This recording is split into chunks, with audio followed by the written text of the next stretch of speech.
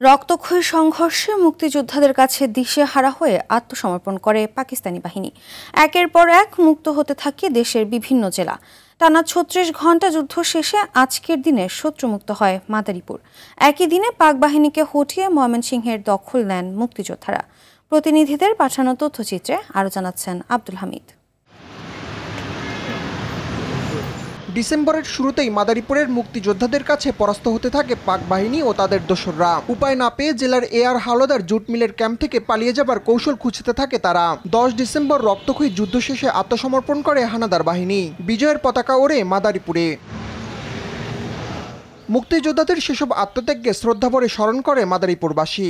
সহযোদ্ধাদের যে আত্মত্যাগ সেটা আমরা সশ্রদ্ধ চিত্তে স্মরণ করি। ৭১ সালের যুদ্ধ ছিল গণমানুষের আন্দোলন, যে আন্দোলনকে প্রস্ফুটিত করার সম্পূর্ণ দায়িত্ব আগামী প্রশাসনের পড়বে।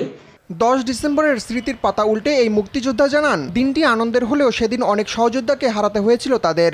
মাদারীপুর লোকাল মুক্তিযোদ্ধা খলিলের নেতৃত্বে যুদ্ধে জয়লাভ করে এই 10 ডিসেম্বর প্রতি বছর আমরা মাদারীপুর মুক্ত দিবস হিসেবে পালন করি।